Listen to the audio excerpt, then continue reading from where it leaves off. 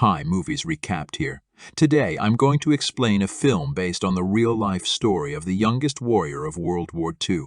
I called Soldier Boy. Spoilers ahead. Watch out and take care. The movie begins in Russia where a family of three sit by the river, enjoying their time. The youngest of them, Sergei Aleshkov, boasts to his elder brother and mother about him being on top of a tree when suddenly German fighter jets fly overhead. The mother asks her kids to quickly hide in the bushes, but the 6-year-old claims he is not scared and strikes the jet with a slingshot. To everyone's surprise, he manages to hit the jets and explode them. But when he looks around, his family is gone.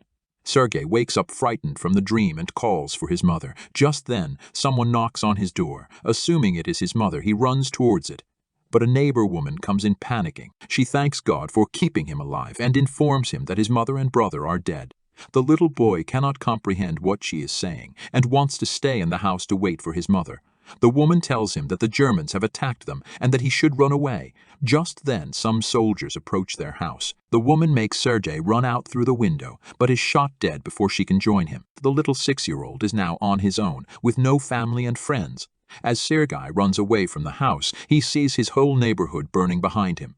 He calls for his mother in vain and runs away from there. After running for a while, he ends up in the middle of the woods. The little kid starts to call for his mother to come and get him because he is lost. That night, he stays in the jungle. The following morning, we see him drink water from a river when the enemy soldiers approach his way. Sergei, knowing that they are dangerous, quickly hides inside a tree's roots. He is startled when a snake comes nearby, but doesn't utter a word or run away. Sergei is more scared of the soldiers than of the snake. The soldiers eat by the river and go away, after which Sergei takes their leftover food and devours it for the night. However, by the end of the day, the little boy is exhausted. He hasn't had a proper meal in 2 days and has been walking with no destination. He falls down as he limps but doesn't stop walking. While on his way, he sees wild berries and devours them. But just then, an explosion occurs behind him, taking him by surprise. The boy gets dizzy and starts to hallucinate someone coming behind him. However, even in such conditions, he stands brave and tells the person he has a rifle and is not scared. He limps forward but falls unconscious after a while.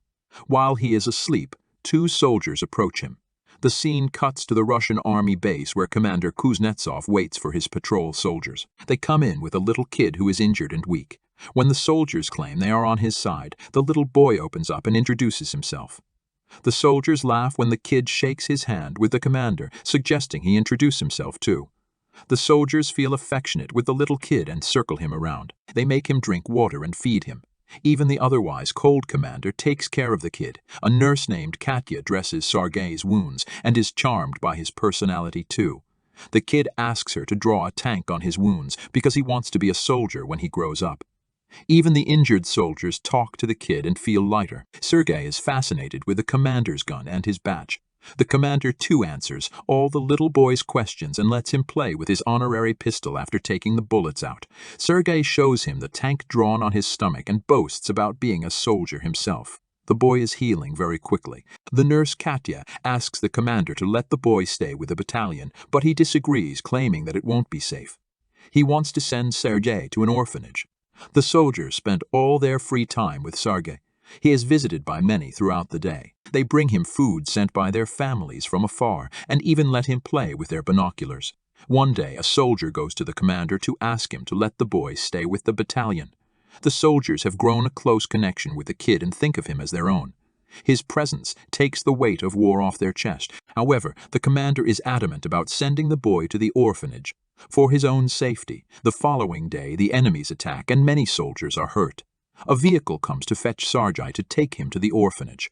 The commander breaks the news to the kid and gives him a wooden honorary pistol as a gift. The boy in turn hugs him, claiming that he is scared for the commander's safety. The commander melts in his embrace and changes his mind. He asks Sergei to stay with the soldiers as his son. That night, the soldiers look for little soldier clothes for the little boy. They are over the moon to have Sergei stay with them. The commander wakes Sergei up and gives him the clothes. He wears them and runs around, looking like a real soldier. The others start calling him their little soldier boy. As the kid runs around, the Germans launch an air attack on the battalion. The soldiers quickly take Sergei to a safe place and fight the others. The number of injured soldiers grows rapidly. Sergei wants to make himself useful, so he brings water to thirsty soldiers. One of them asks him to read a letter sent by his family because he has a bandage over his eyes. The little boy wants to help but doesn't know how to read. He takes the letter and starts making up the things written on it, claiming that the soldier's cow is safe back home. When the soldier says he doesn't have a cow, the others tell him to go along with the story and laugh. He reads everyone else's letters in the same fashion and cheers them up. In the following scene, we see Katya and the commander talking. The two seem to be attracted to each other but do not confess their feelings. Later, Sergei tells the commander that he is of the orderly position in the battalion and starts introducing himself as one. However, the boy then sees one of the soldiers' station destroyed from the attack.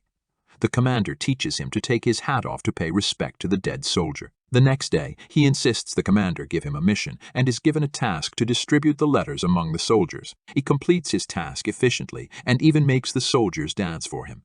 The following day, Sergei goes a little far from the base with his binoculars. As he is playing with it, he sees someone's leg moving from inside a haystack. He rushes back to the battalion and tells the soldiers about his findings. The soldiers are skeptical, but go with the boy anyway. When they reach near the haystack, they are alerted to see two German spies hiding underneath. The spies are arrested and the kid is praised for his intelligence. That night, the commander shows Sergei the legal papers for his adoption. He is now officially the kid's father. Sergei knows of the commander's feelings for Katya, so to repay his kindness, he takes him to confess to her. But the two see her talking to a different man and wrongfully assume she is interested in someone else.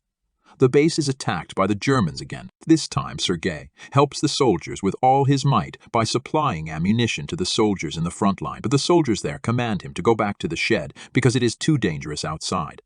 When he comes to the shed, he sees the commander and others panicking because the phone's connection with the colonel is lost. A soldier is sent to fix the broken wires. Sergei follows the soldier and sees he has been fatally wounded. He asks the dying soldier how he can fix the wires and does it himself. The connection comes back and more troops are called. The 6-year-old saves everyone's life. Later, we see the commander and Katya talking by the river. The commander finally confesses his love for her and asks her to be Sergei's mother. Katya is over the moon, but before she can say anything, a soldier approaches them and gives the commander a letter saying they have been dispatched from the base. The following day, all the soldiers leave for their new base along with Sergei. However, on their way, they come across a minefield that blows off some of their vehicles. The commander is hurt while the group's orderly, who Sergei was close with, dies in the explosion. He cries and hugs the commander.